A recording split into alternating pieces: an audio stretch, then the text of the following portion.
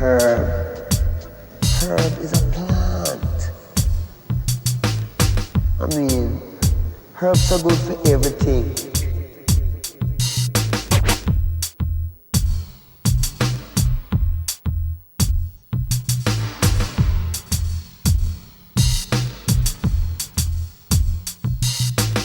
Herb.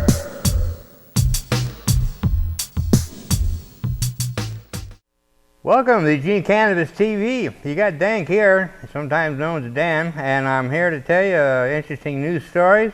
This is episode 621, and I want to get to the announcements of events coming up. And even though the summer is coming to an end, we still got stuff going on. So, of course, the Cannabis Science Pub, as we speak, it's going to be tomorrow. So, it's the time you see this, it'll be over. But that's the last Tuesday of every month, so put that on your calendar, last Tuesday of every month, and figure on being at the World Pies downtown, which is, of course, what we know as the Cosmic, at 199 West 8th. And the Oregon State Fair is going on now on through September 5th, and this year they've got some marijuana plants there. You have to be 21 to go see them, and they're male plants, but but there are marijuana plants. So anyway, it's the fact is that they're at the state fair for the first time. So we're just breaking in to all kinds of new inroads there. Next event coming up of interest is the Portland Hemp Stock. That's September 25th and 26th. And be sure to put that on your calendar. It's a free event. It's going to be at the Waterfront Park, and that's always a good time there. And we've got you can either check it out on Facebook. Just check out at Hemp Stock, S-T-A-L-K, Hemp Stock. And then the website is hempstock.org. The thing about the website is kind of neat. They got a countdown calendar on it. So it tells you how many days till the event. So that's kind of neat. So that's September 25th and 26th. And I got a note from Hemp Stock, and I'll be there on the 25th. I'll be speaking at 7:50. Right before the Normal Bean Band. And so if you can make it up to Portland there, check it out. And like I said, I'll be speaking shortly before 8, and then Normal Bean comes on at 8. Normal Bean, of course, is our music guy for the Emerald Empire Hempfest. And then, speaking of Normal Bean, he's putting on the Cannabis in Wonderland Harvest Festival. That's going to be in Blue River, October 29th to the 30th. This is on private land. And it's real reasonable. I don't have the prices I've forgotten, but it's real reasonable. And like I said, it's up at Blue River, and it's of course affiliated with the Emerald Empire Hempfest too. So if you want to support the Hempfest, you also go to that event. And this is something I came across. Now this story, the thing about Facebook, I found when you see interesting stories come up, you better check the date, because sometimes they're dated, you know, and so it sounds like something new. And this was the case. I thought it was something new, and then I got to look into it, and this is actually an old story, but it's still a good one, so I wanted to talk about it. This is out of New York, and this first article is dated March 15th, written by Stephanie Slifer, and this was from the CBS News, with the title headline: Anti-Drug New York Assemblyman Steve Katz arrested for marijuana possession. And it says that he was publicly condemned for he has condemned the use of drugs, and he was arrested and charged with marijuana possession during a traffic stop. And it's a 59-year-old Republican from Mogan, New York, was stopped for speeding on a state thruway on Thursday morning. After noting the odor of marijuana, a state trooper found a small bag of marijuana in Katz's possession, New York State Police said in a statement. According to the paper, Katz was charged with unlawful possession of marijuana. In a statement obtained by the New York Times, Katz called the incident unfortunate. This should not overshadow the work I've done over the years for the public and for my constituency, he reportedly said, adding, I am confident that once the facts are presented, this will quickly be put to rest. Katz, who is a veterinarian by trade, is a member of the Alcoholism and Drug Abuse Committee. According to the Times, he voted against a bill in 2012 that would have legalized medical marijuana. Katz was released released on an appearance ticket, and is due in court on May 28th. So that was in March of 2013. Okay, here we are, December 2013. New York legislature, once arrested for pot, hopes to invest $10 million in marijuana. This is written by Glenn Blaine in the New York Daily News. This is out of Albany. A New York State Assemblyman from Westchester County who was charged with marijuana possession in March is now high on pot as an investment. Republican Steve Katz has joined up with the California venture capital firm, the ArcView, and hopes to raise $10 million for marijuana-related businesses, his spokesman confirmed. He thinks this is an important new medicine that can bring a lot of positives, said spokesman Joseph Aaron, who was uncertain how much of the $10 million would come from Katz's own money. Katz, a veterinarian, was pulled over by the state police on the thoroughway outside Albany in March and ticketed for speeding and marijuana possession. The pot charge was later dismissed after he performed 20 hours of community service. In an interview this week with the blog Smell the Truth, Katz described the pot charge as an epiphany that led to his support of the legalization of medical marijuana. You turning me into a criminal? You've got to be kidding, he told the blog. Katz also said, "For me, entering this industry at this time is a dream come true from a child of the 60s, all grown up." Katz on Wednesday took part in an Assembly Health Committee hearing on medical marijuana in Manila and again expressed support for legalizing medical pot. The Assembly has repeatedly passed measures to legalize pot for medical use, but the issue is stalled in the state Senate. Governor Cuomo also opposes medical marijuana. So anyway, I don't know how he's doing now, and but it's interesting how how things have turned out. I guess it's legalization as we have it, as it is, has evolved. And then this is what's really interesting. This was under Time.com actually article. I got it off the internet and written by Alexandra Siflin, titled "The 7 Scientific Effects of Marijuana that Experts Want to Study." And this is dated August 11th with a subtitle, "The Drug Will Be Slightly Easier to Study." On Thursday, the U.S. government announced that marijuana would continue to be classified as a Schedule I drug, meaning it has a high potential for abuse. However, the feds are allowing more research on marijuana's medical uses by making it easier for researchers to grow it. Many researchers, both those who view marijuana as beneficial and those who are skeptical, argue that the government's stance still hinders research. I understand the cautious nature of the government, whose role is to basically to protect the citizens, but it is disappointing that marijuana continues to be included in the DEA's list of the most dangerous drugs, says Dr. Yasmin Hurd of Mount Sinai, who studies the effects of marijuana on the brain.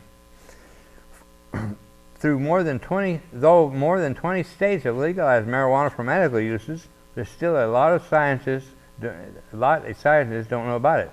It's actually quite amazing how little we really know about something that has been used for thousands of years, says Sachin Patel of Vanderbilt University, who studies cannabis. We desperately need well-controlled, unbiased, large-scale research studies into the efficiency of cannabis for treating disease states, which we have very little of right now. Without these studies, we are basically flying blind with regard to medical marijuana, in my opinion. Scientists argue that studying marijuana is safe, and researching it shouldn't be such a difficult process. A question that is not on the lips of researchers is whether or not the consumption of cannabis-based medicines is safe, says Gregory Girdman, an assistant professor of biology at Eckerd College. In the biomedical research community, it is universally understood that cannabis is a very safe, well-tolerated medicine. Here's what researchers tell Time they want to know about marijuana. Is marijuana an effective cancer therapy? It is already widely understood that marijuana is valuable and safe as a palliative medicine, which undermines the tenets of the Schedule I status, says Girdman. But additionally, there are anecdotal patient reports, increasing numbers of legitimate clinic case studies, and large amounts of preclinical studies that all indicate tumor-fighting activities of cannabinoids, and with great metastatic detail. Girdman says he wants to know whether herbal marijuana is effective in cancer therapy, and if it is, for what cancer types. Studies, what does it show to the brain? What does it do to the brain?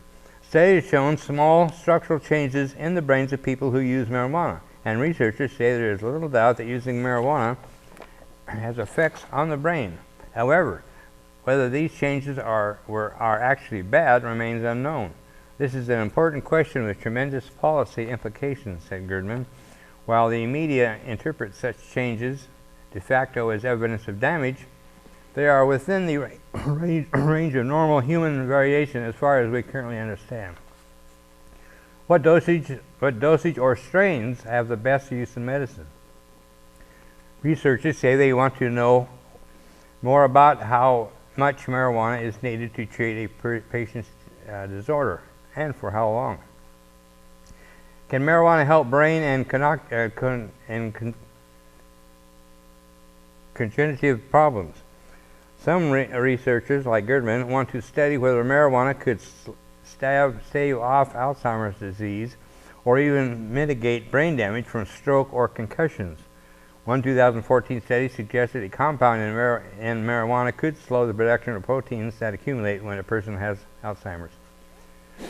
What about anxiety? There's some evidence suggesting marijuana could help people with anxiety, but the relationship is still not well understood. Without the clinical trials, it may be a long time before we know for sure, said Patel. Can pot help in the opioid epidemic? As Time has previously reported, several doctors are interested in the use of marijuana as an alternative or adjunct to opiates, since the U.S. is currently in the midst of an epidemic of painkiller addiction. Are there long-term consequences of using pot? Scientists also want to understand whether marijuana can cause any effects over the long term. Since some people may use the plant medicinally for some time, what are the effects of the developing brain? Says Hurd, this is a particularly important question for me, since our preclinical studies suggest that prenatal and adolescent THC exposure can have long-term impact into adult long after the drug was administered. So that's from Time magazine at time.com, and it's interesting because now that, again, it's been legalized, more and more medical marijuana, states have medical marijuana, and so you can't ignore it. You know, it's like the Hempfest. We were around for many years. I said, well, they can't keep ignoring us because we've been here so long. So, but it's interesting how things are developing, both industrial and on the medical front. I always like to remind people to stay with the medical program, keep your card, and because the forces are out there would like to end the medical marijuana program completely and just make it all recreational. But we need the medical program, we need the tax breaks that it offers, and we need the research that can be done. So stick around, I'll be right back, and we're going to talk about the Eugene Weedly, and you're in Eugene, so I'll be right back. Are you tired of following all the rules? Ready to let loose? Have a little fun? Sounds like you need to. Get high. And with Narcomex Incorporated, your direct-to-consumer drug trafficking solution, you can. Narcomex values your business. That's why we're your #1 supplier of drugs, and you're our #1 consumer. These billions can't be wrong. We work hard for your business and have killed not 1, not 2, but 3 Mexican police and 2 journalists just to keep you high with that very joint. Why, our commitment to keeping you supplied has killed over 17,000 people right next door. Traffickers, soldiers, journalists, prosecutors, you name it. We're that passionate about your business. We've even begun to destroy some of your favorite tropical beach destinations. Because if you smoke enough at home, you don't even need a beach. But don't legalize it or grow it at home. Let us do the work for you. Sure, consumers boycotted evil companies, but there's no need to boycott Narcomex Incorporated, your direct-to-consumer drug trafficking solution, also offering heroin, meth, and cocaine. Narcomex Incorporated. Live a little, and forget others won't.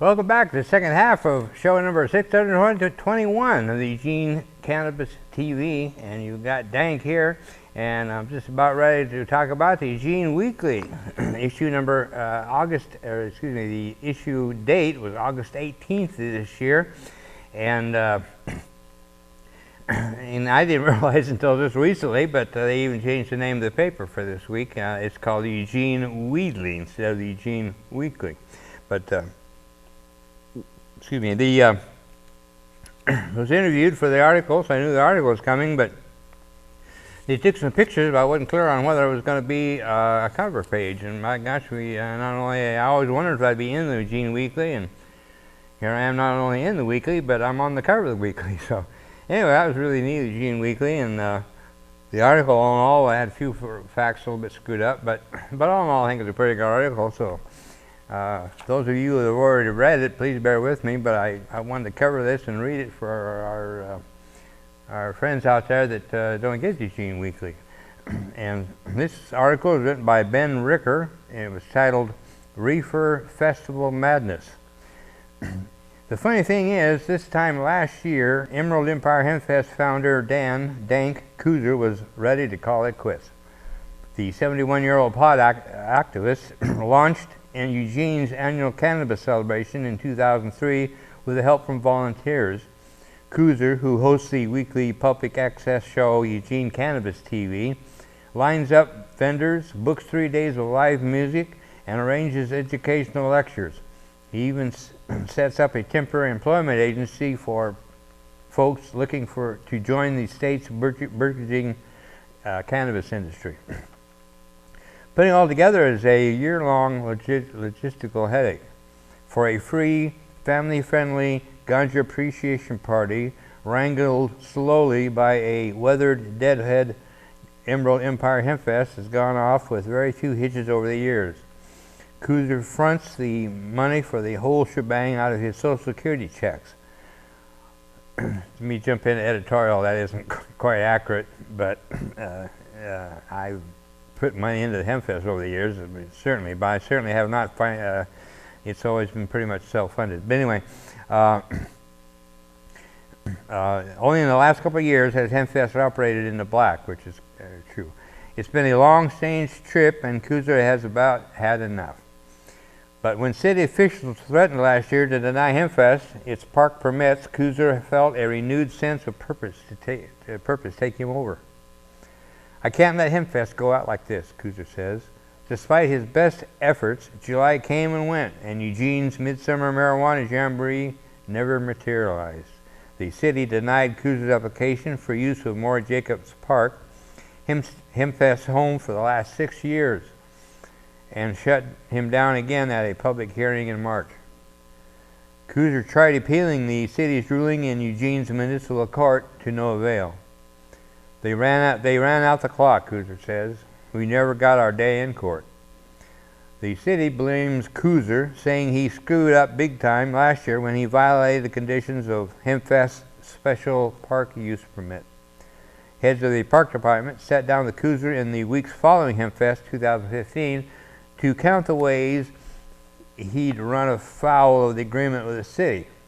Specifically, former Eugene Parks and Open Spaces Operations Supervisor Richard Zucker grumbled that Kuzer failed to post signs around Moore Jacobs Park indicating that smoking pot at Hempfest was strictly forbidden. Now that part is accurate, but the thing of it is they didn't even realize I didn't put the signs up. I said it in the meeting, just being perfectly honest, and they asked me how the event went. I said, well, it went pretty well, but I did make some mistakes, and I mention that one. Well, they turned around and used it against me to their full extent. So anyway, I'll go on. According to notes Zucker kept from their meeting, Zucker himself caught a strong whiff of burning reefer in the air on the last day of the celebration. Zucker followed his nose to a vendor's booth near Hempstock's north entrance, belonging to Clackamas-based seed company Stony Girl Gardens.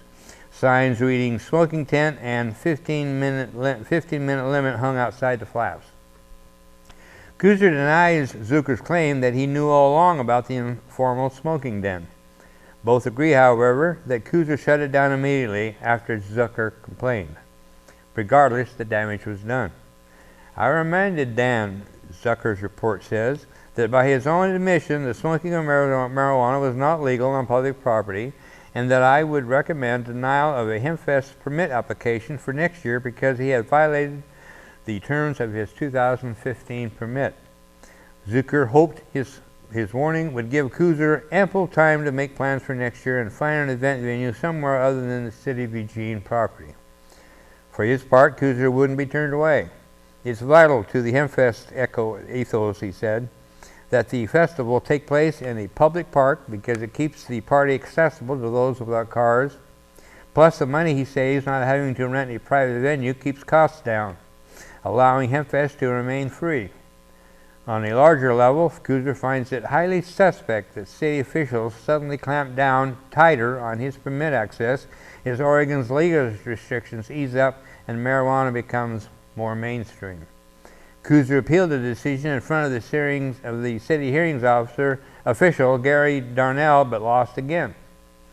Kuzer appealed the decision in front of a hearings officer. Kuzer says the city violated Hempfest's constitutional rights and is behaving like heavy-handed canna-bigot reactionaries who, perhaps for its fringe lefty reputation, reject the freedom culture that surrounds pot.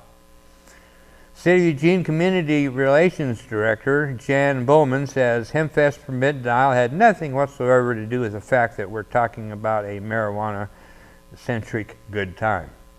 That's bullshit, Attorney Brian Michaels says. Michaels, who represented Hempfest pro bono at the March 7 hearing, says that the city held Kuzer to an unreasonable standard. It's impossible to expect Dan to keep everyone present obeying the law, he says.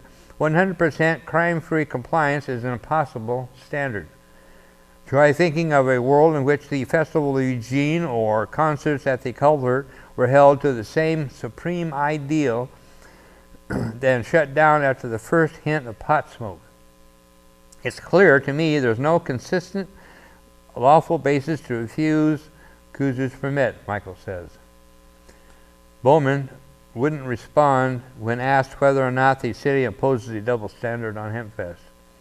Be that as it may, the city won this round, and the summer of 16 floats by without its regularly scheduled Hempfest.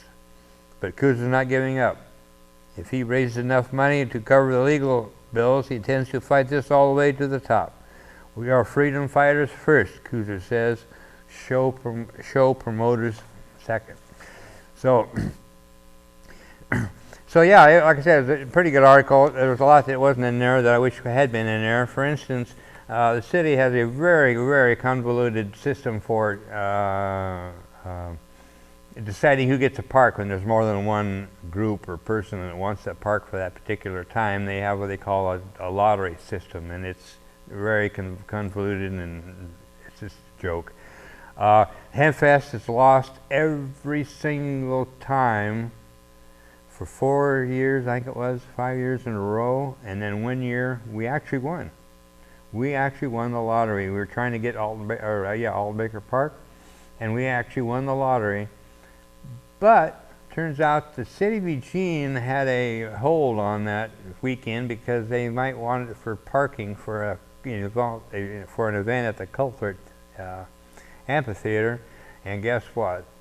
The city of Eugene exercised that right and took the parking lot, so we couldn't do the event that weekend. So the city has been blocking us whatever we turn, you know, and this has just been the last, I don't know, last 5-6 years that things have gone sour with the city. We expected problems from the very beginning in 2003. We expected roadblocks. It was just the opposite. The Parks Department were great. The people were friendly, helpful.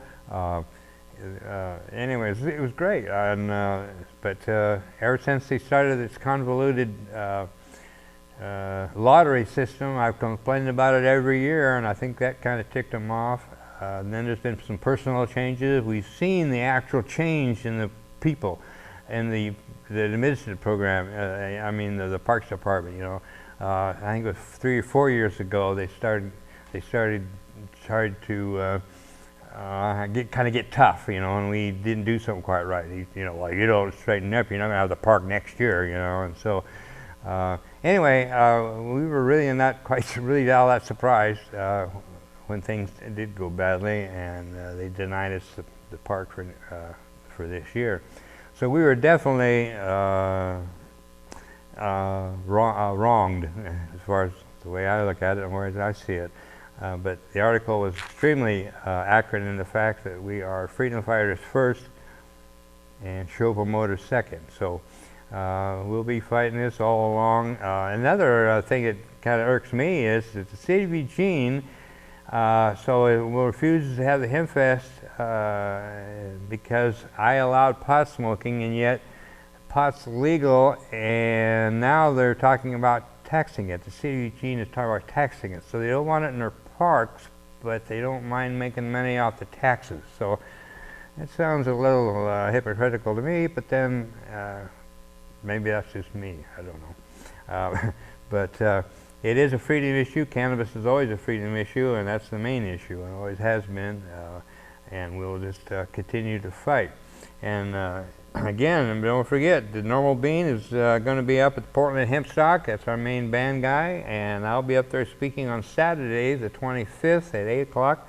No, excuse me, 10 to 8. I'll be speaking, and I'm not sure how long I'll be speaking about, but I always speak my mind, so it might tick off some people. We can always hope, you know. But anyway, Hempfest always needing help, and so get a hold of me. We need some space for parking trailers. If you could help us find some spaces to park our trailers. We have some utility trailers with our equipment on them, and we need spaces to park them. And so we could definitely use some help in that. Also, the Eugene Cannabis TV show, we need a hard drive, 2 terabyte hard drive. Help, somebody. Thanks. We'll see you next week. And you got DanK here.